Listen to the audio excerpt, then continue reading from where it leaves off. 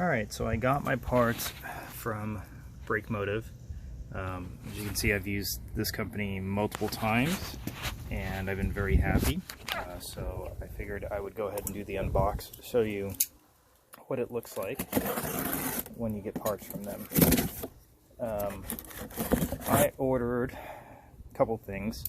I ordered rotors and pads for my 2010 BMW 328i. It is the Sedan. I didn't order the brake sensor because I had one, but first things first, brand new hardware. Really, really nice.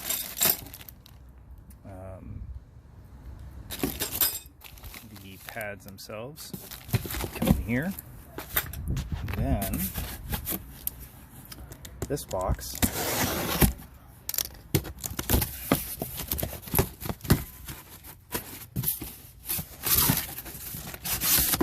is my cross-drilled and slotted rotors. You can see they're bagged. They do have a little bit of a coating on them when you receive them, and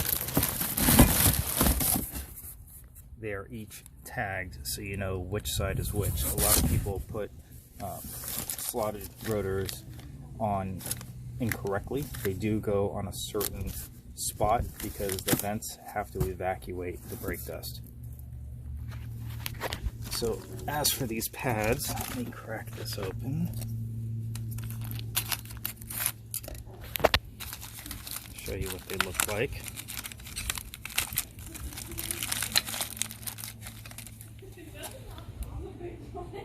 You can see very, very good solid pad. The shim's already pre-installed and mounted in place. Same on the other side of the pad. It's got a, get that out of the sun there. It's got a shim already in place. And the same thing on the sides already, they've been trimmed down. That helps with brake noise. And I did get the ceramic pads. Obviously the first thing I want to do is remove the wheel. So these are going to be 17 millimeter. They are lug studs and they are generally torqued on at 80 pounds. So the last portion is torquing them back in. So to speed up the process today, I did bring out my compressor. So I'm going to use an impact gun. I'm going to go ahead and get this wheel removed. I'm going to jack up the car, put a jack stand on it, and then we'll go on to the next stage. Okay, got the wheel off. And as you can see, there's a couple things. You do have an Allen key. I'm sorry about the lighting, it's a little tough here to see that, but there is an Allen key. I'll get you sizing on it when we go to take that off. Here's the hardware. And I'm going to try to reach back here. You can see the brake sensor right there. And you can see it's already loose. Pads are worn down on the inside there, and back here there is these little caps, and right behind these caps is actually where the caliper bolt is hidden, and again that's an Allen key. So the next stage here, I'm going to put a screwdriver right in between the brake pad, the caliper and the rotor, and use the rotor to pry so that I can get some tension off of the pads, and this will help me compress the caliper back in place a lot easier. It's recording. Okay. So again, screwdriver comes in between the caliper and the rotor, and then just lift forward slowly. You can see the caliper sliding. It is compressing that piston back in place. I'm doing this in a sealed environment, so I'm not cracking open the bleeders. You can see the rotor's free flowing at this point. Now I've got all the tension off of there, and the caliper will move freely. I will then take those little caps off. Okay. Alright, I have an Allen key, 7mm. I'm going to just reach back here, put in the top, crank that top one just a little bit loose. Doesn't have to be extremely loose. I just check it by hand. Go to the bottom one, same thing. When these go back on, they also don't go on really tightly. That can cause some brake squeal noises and other issues.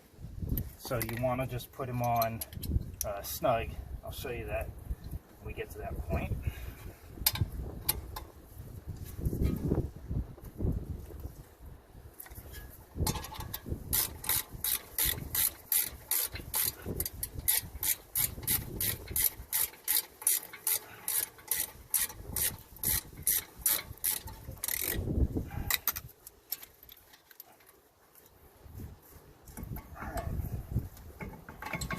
That's off. You can see it's free flowing. I'll go ahead and pull this out. There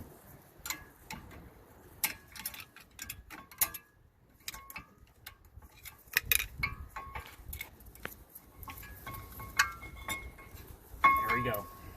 Calipers out. Hardware is out. I'm going to be replacing these. Here's my pads. And you can definitely see some wear to them in comparison to the new ones. The new ones are about twice as thick as these. And then the brake sensor, this is what actually was giving me the problem. I can now see what the issue is. Bear with me, I'll pull this out. So this, as you can see, just literally has its own guided path. It goes into this block over here. Just unlock the block. You open this up, and you just slide it out. Route everything the same way when you go to put it back in. And this piece is in a clip. Sometimes they get a little hard, but here's the sensor. This was what's causing my light to trigger on the dash, indicating I need brakes. What happens is, as these are in there, they're sitting, they're being compressed. Eventually, these crack. When they crack, that's what triggers the light to come up on the dashboard. I probably could have got another, 10, 12,000, maybe even up to 15,000 miles on these. But since I'm already here and I'm already doing it, I'm just going to go ahead and replace them. I've got all the parts already on them, and I have been getting a little bit of a wobble when braking, which is an indicator of two things. One, either brake rotors are warped, or two, you've got control arm pieces that on the suspension that are faulty. And I know I do have a radius arm that is bad on one side, so I'm going to be replacing those next. You always want to check the condition of the rotors. You see some bluing marks. What that generally is an indicator of is front struts have wear, and with the amount of mileage I have on this car, I'm not surprised. So I've got about 150,000 on them. I should have replaced these right around 100, so I'm definitely overdue on them. So that'll be an upgrade I need to do. But what happens is your car's nosediving as you're braking, so you're heating up the rotors even more than you should. So from here, I'm going to do two things. I use this tool to compress the brake caliper back in place, and you can see it's still slightly out. To safely do it, I put a pad in there.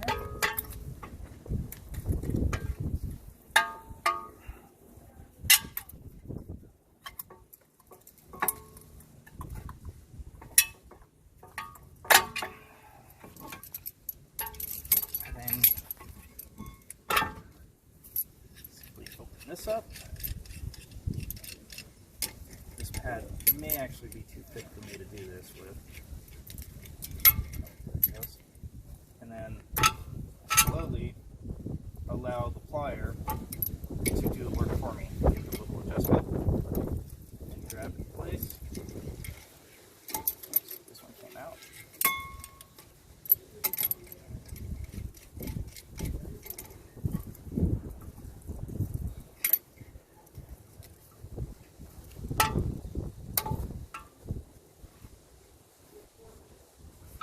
once you see it's flush,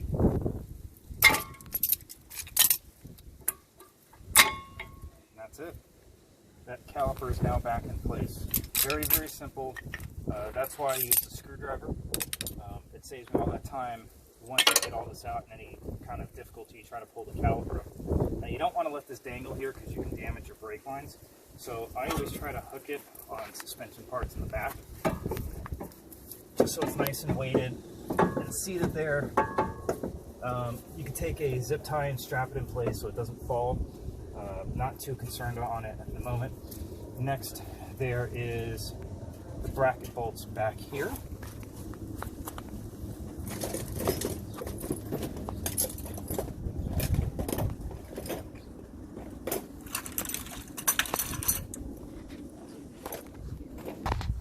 Okay, so in the back here, there's an 18 millimeter for this bracket. I've gone ahead and loosened them. The top one, I just use this open and box and wrench. I use gear ratchets. Gear wrench. The ratcheting effect makes the job a lot simpler. And on the bottom, I use my mini impact. Sometimes they get stuck on there with all the heat that this generates. There's a lot of times where they don't want to come out and you have to take an impact to them. You can do them by putting a little penetrating oil and taking a hammer to one of your wrenches and kind of smacking it around a bit. There it is. There's two bolts. There's the bracket. You can see these literally just go into here and hold on to the mount. Now, here's the next part.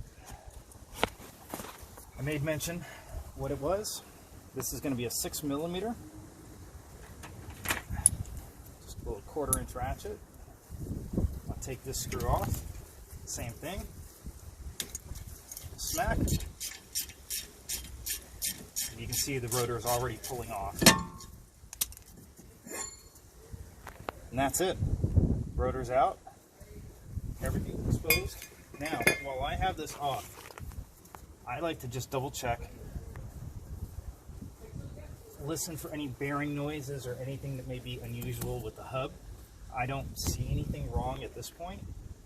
So the next thing that I generally do while I'm here, I look, make sure there's no warping, anything out of place on the brackets, any of these parts, inspect the hoses, make sure there's not heavy cracks. If there's cracks, you're going to want to replace it.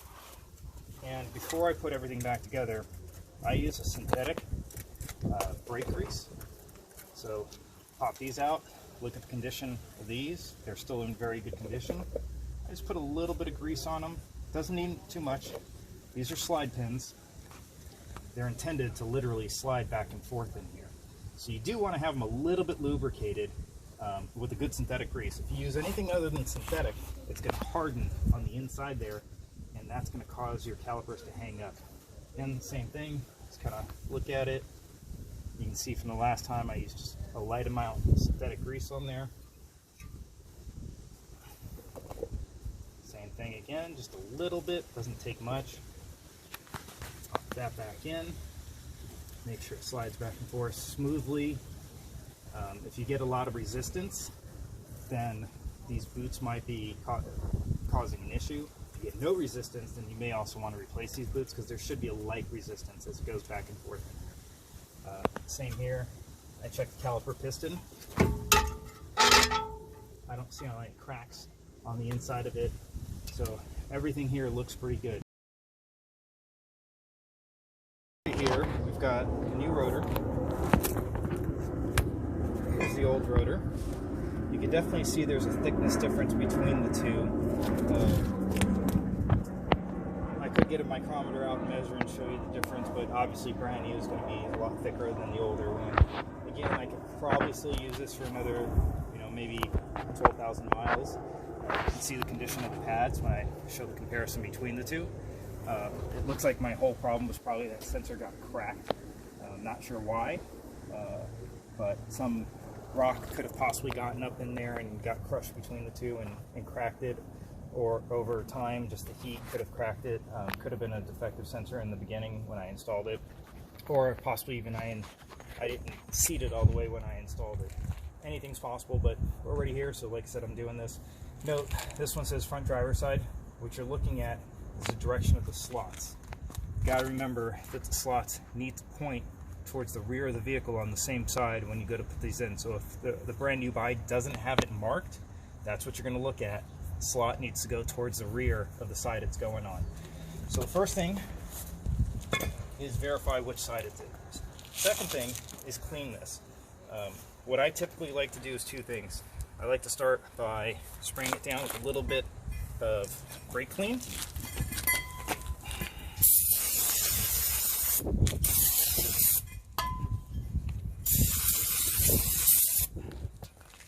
This is going to take off the coating that manufacturers put on it. It's usually like a light grease coat. It seals it, keeps it from being rusty. Now, these are zinc plated. So the nice thing with these being zinc plated, there's a difference between plating and coating. Zinc plated literally means it's bound into the metal, where coated, it's sprayed on the metal. I can still feel a little bit of stickiness on the edges. I'm going to clean that up once I get it on here. But with this being zinc coated, I don't have to spend a lot of time cleaning it. The other method, other than brake clean, which tends to work just as nice, is just a little soapy water. Just dip it in soapy water and rub it off. Now, I always take a little bit of brake grease. I put it around the hub. I find that this makes it a little easier when you go to take them off later. Acts as an anti-seize. So you line up the holes, slide it on there, and again, it's now just a reverse. So I will place here, just slide out of the way. Take the screw.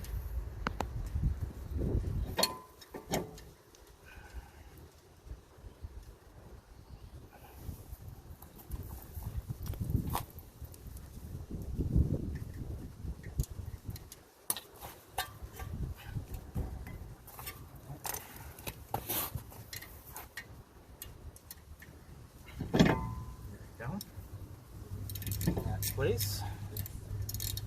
Just turn this in. All it takes, get it to the point where it stops, and just literally a little nudge. You can see it's not moving. That's it. Doesn't take much pressure. Less than 10 pounds, probably around 5 to 8. Should be fine on that. So from this point, we are literally going in reverse. I haven't put my gloves back on yet, just because I want to use the brake clean, and brake clean will eat through gloves. Clean up the edges a little bit.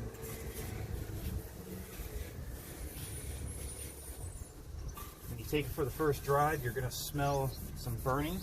That's usually all the oils and manufacturing chemicals that are embedded into the rotors, into the slots and everything, so it's not too much of a concern.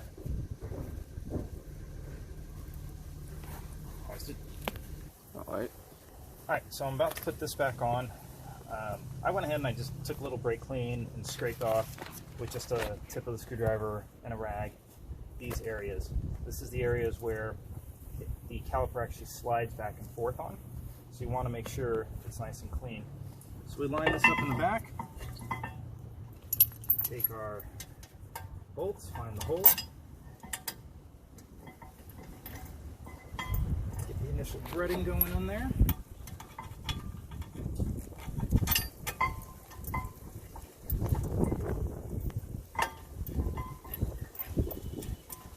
Thread it down as much as possible here by hand.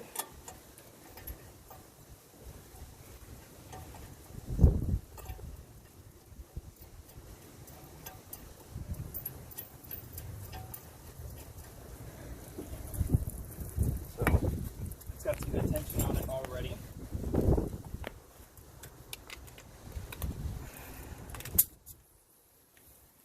Take my impact. Get on the bottom one. Good.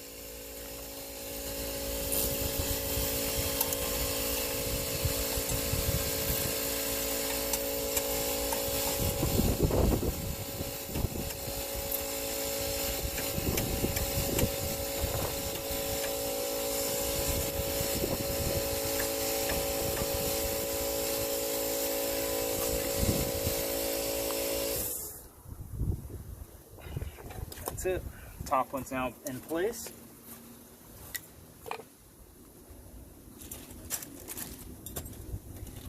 Next stage is the brake sensor.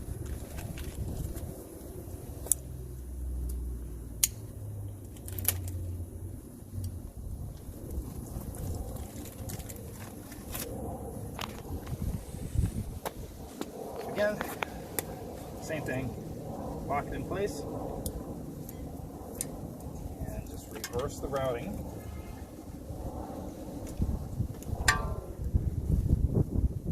This has its own little holder in here.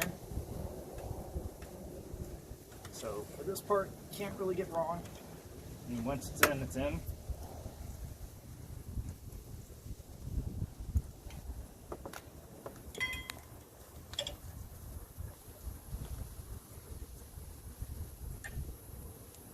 See how that is right there.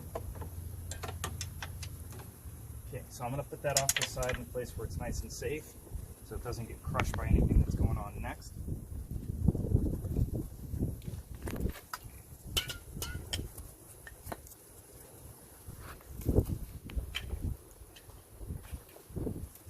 Okay, so pre-shimmed. Even though it's shimmed, I still like to take a little bit of the synthetic brake grease, lightly coat it. You're only going to coat the parts that are going to touch metal to metal. You never want to coat the actual pad itself. You don't want to heavily grease this and put like globs of it on there, because that will eventually seep in and then cause you to get grease on the pad, and you'll have problems because of that. So just light little coatings. Slide it in place here. Verifying I didn't get anything on the pad itself. Here, I'm also going to do the same thing. Remember, we cleaned all this off, so anything that's going to have exposed metal to metal, we're going to want a little bit of brake grease on here. Both sides, inside, outside, top, and bottom.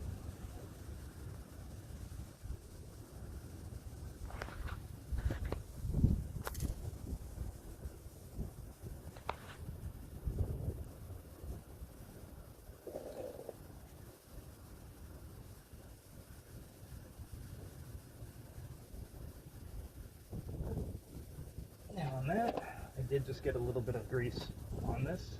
That's again why you have a rag. Slide the rotor, clean the grease off. You don't want grease on the rotor. That's going to contaminate your pad and cause you brake noises later on. So make sure you get it all off.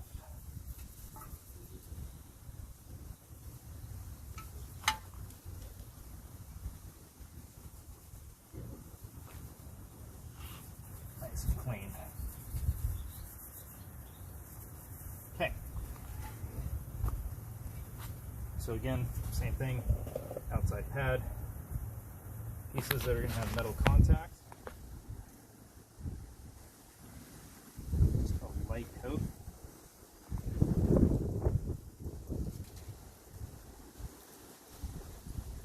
Including the tabs on the edges.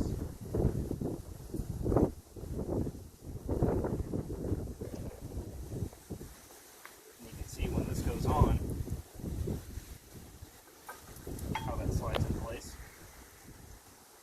You can see I'm hitting contact points. That's why I hit the tabs. So when this goes back and forth, it slides in here nicely on a bed of grease. Now I'm not worried about the brake dust touching the rotor. That's okay. Next stage is get this on here. You can see how easy that actually went into place, and that's again because we compressed that rotor before.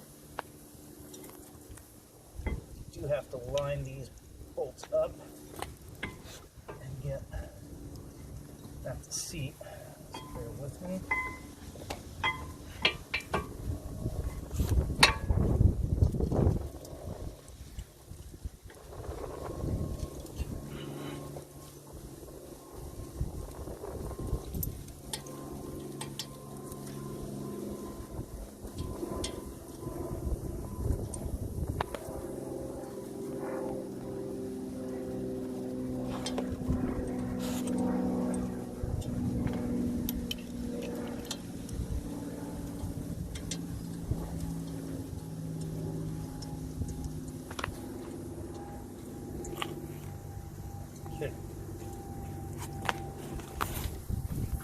still in, it's slight, nothing is everything in there. This piece is actually held in place on the back side where your bleeder screw is. There's a little rubber piece, and that's how it locks in. The sensor goes in the brake pad.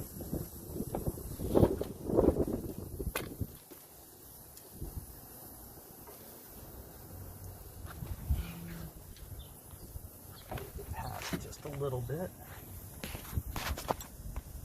Back of that caliper. And you'll usually feel it snap in place, and it's not going to wiggle its way out, so it's nice and tight on the inside of there. So that's all it sits on there. It doesn't take much. You don't want to smack it or anything because that's going to break it. So right now everything's in place. It's all locked in. The only thing I have to do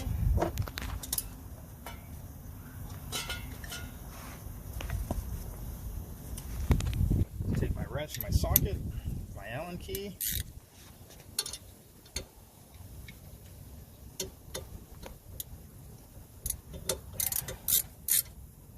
a couple turns there until it just stops.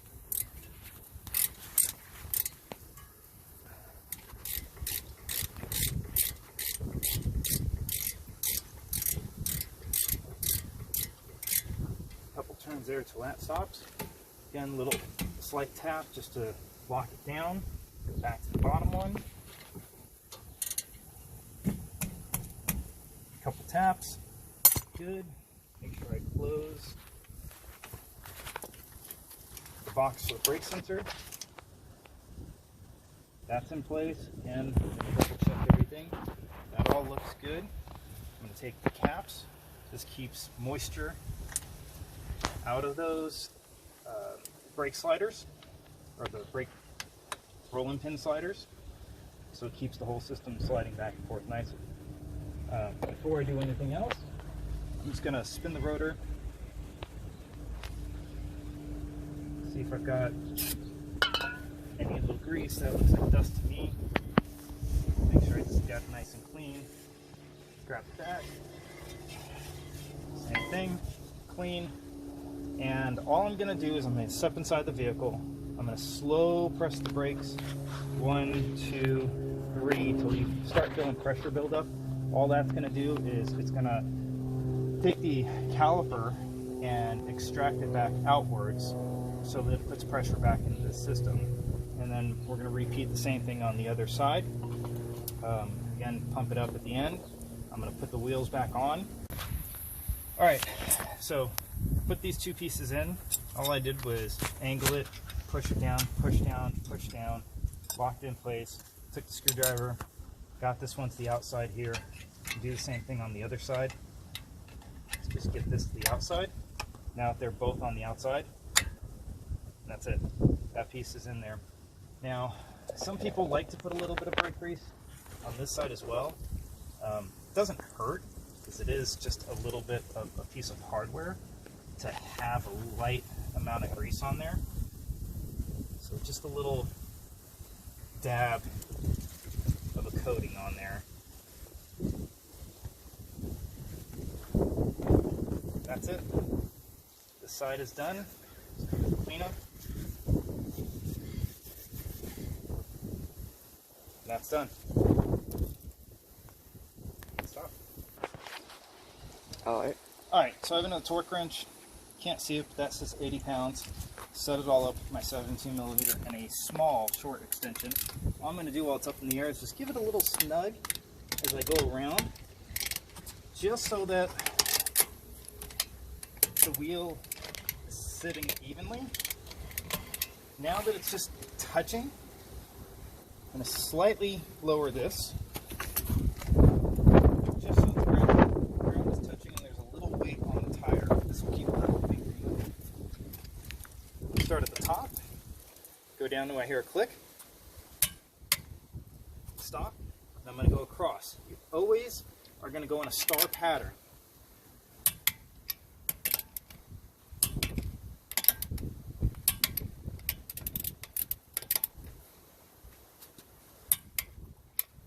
Once I do that, just to make sure I didn't miss anything, I just go back around in a quick circle, counting the 5. Without actually moving those, I want to hear that click a second time. Now I know it's properly seated. The reason you want to use a torque wrench, especially with a composite rotor like anything on a BMW or a Mercedes, is it prevents warpage.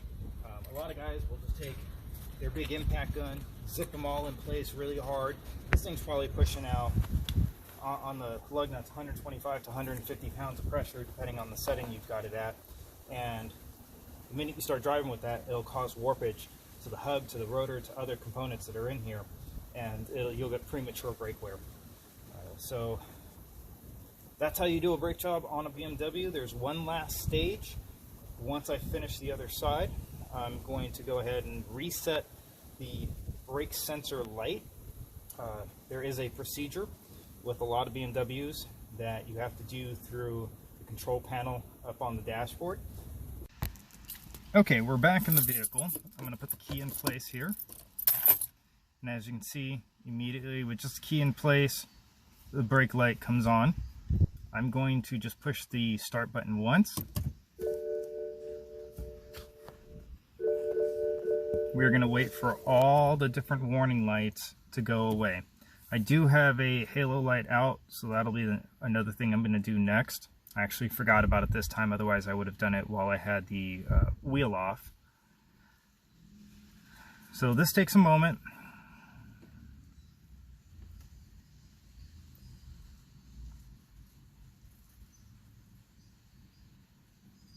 Okay, now we got the clock and everything back up here.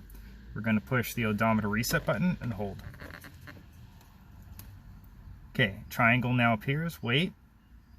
And now we are in the service menus. So down here, we've got the BC button. We're going to push that till we get to where we want to be. What do we want to reset? Okay, so right there, all I did was push the top lever. You see the front brakes gives you the service indicator. We're going to push and hold on the BC button. Now you see the little clock going. Right there, it's resetting. It's now cleared the system again. I'm going to scan to the next.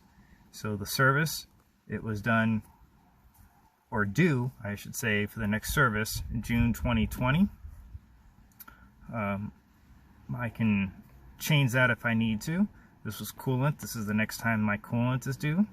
This is the next time the mileage would be due on the rears. And it's still good. You can see that service indicator right there, the next time the service is due on that end of it. And the last time I did an oil change, I forgot to reset that, so I'll take care of that. But I'm going to go ahead and reset this as well. So we'll go 1 year up. It's resetting. That's all said and done. As you can see, if I clear through this, it's reset it, good to go. Turn the system off.